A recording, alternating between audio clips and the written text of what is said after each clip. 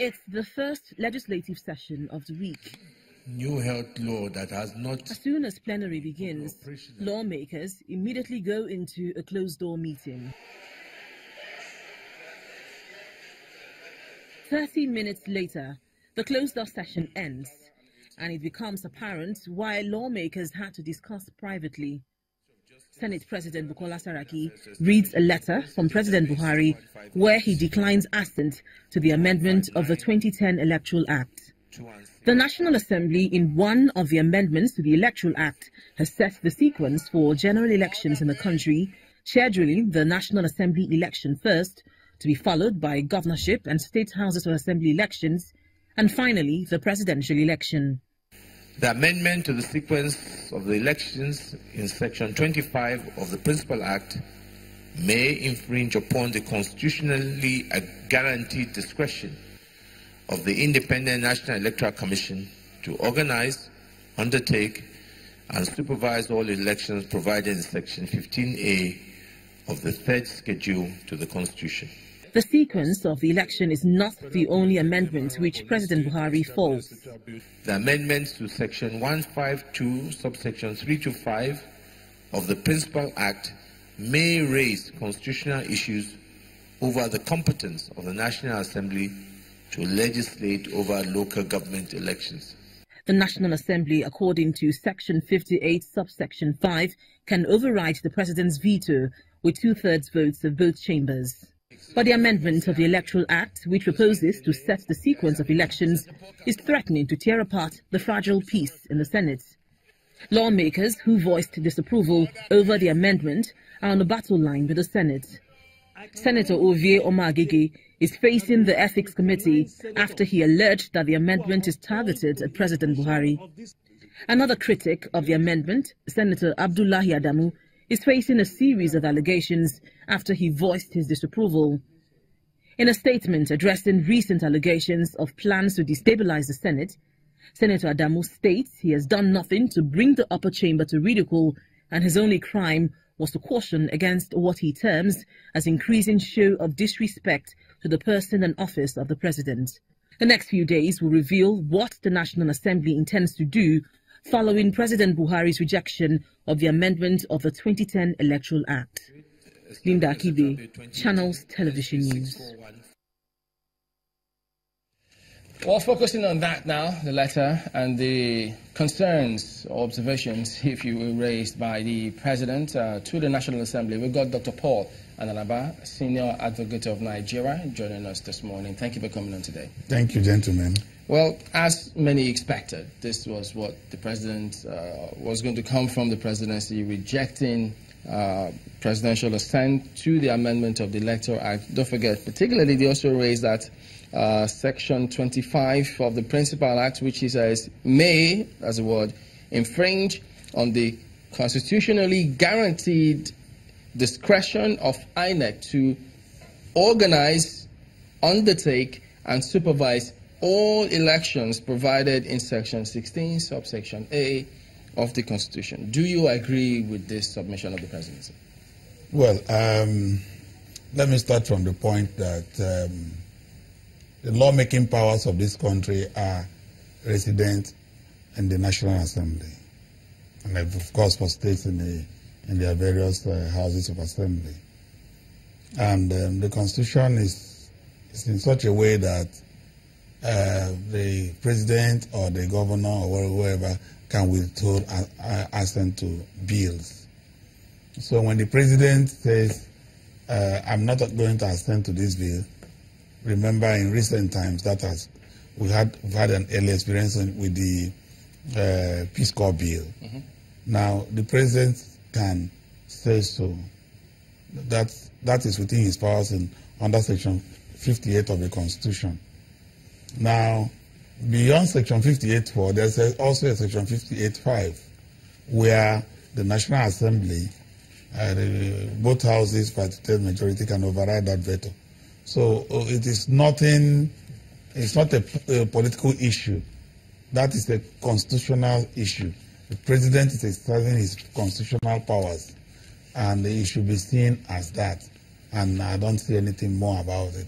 the National Assembly, if they feel very strongly, can also override this veto, and that bill becomes law. We've seen that in Nigeria. During Obasanjo's regime, I can remember that the NDDC Act passed through that. The President refused assent, the National Assembly overrode that assent, and it became law. It's still law to today. So, in this particular case, does that mean that the reasons the President adduced notwithstanding, the National Assembly can't go ahead? The President, the National Assembly must not agree with the President. They may agree or they may not agree. The only challenge we have, or people look at, is this National Assembly is dominated by the President's party. So where does the party lie? The party is supposed to do some homework. But even though I read somewhere that the party, it was ascribed to the party where they quoted them saying they have no position on the ordering of elections. No, but I'm just saying that the party should play a role, not in the National Assembly, but at the party's level. But what point am I making? The President has given his reasons.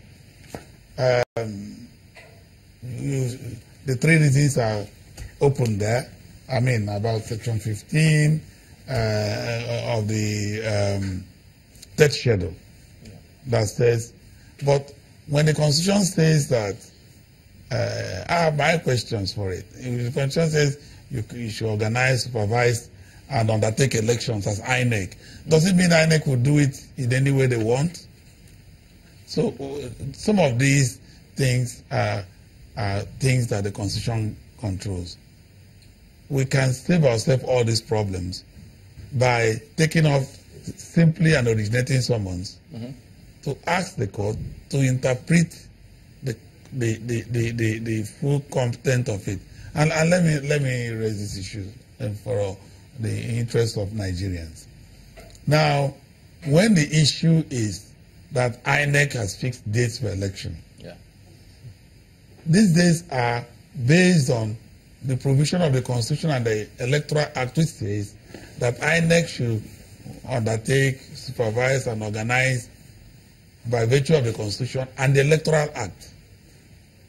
So that duty of INEC is based on law.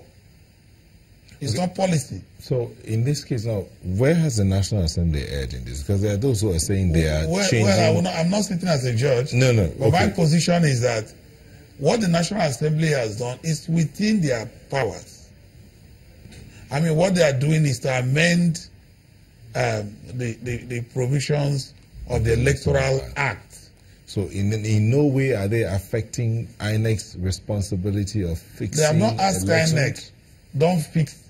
the National Assembly has not fixed any date for these elections. Yes, but they reordered after the INEC released its timetable. That's where I don't agree. What they have done is to put the sequence of elections, not just like 2019 elections. They are saying now in Nigeria, the law will be that in INEC, in fixing the elections, in organizing, in undertaking, these are how the election should go. The first election should be National Assembly election, followed by governorship, and then presidency. That is reordering election. Why it's a bit debilitating because of 2019, and we should look beyond 2019. What they are doing is a law, not fixing elections. But I get journalists writing that they are changing the fixture of elections. No, they are saying this is the order elections should go. That is an amendment of the Electoral Act. If anybody feels aggrieved, that should be interpreted by the judiciary. That's what the Constitution says. But is the President right in his submissions in that letter where he referred to Section 138 of the Principal Act, which he said two crucial grounds upon which an election may be challenged by a candidate is removed? Now, if you're familiar with election petitions, there are 4 grounds for challenging an election. Section 138. Now, that's where that objection has come from. And I also think that it should be an issue that should be determined by the judiciary. That's my thinking. All right. Because it is the judiciary that will determine whether that law has actually the potentials of infringing on, Okay. on Let's get to Senator. the review process. This review process you are listening to is election petitions. We're going to have Senator Enang on the line. He Yes. He assists the President on National Assembly matters. Good morning, Senator, and thank you for joining us today. Now, having seen the letter the President wrote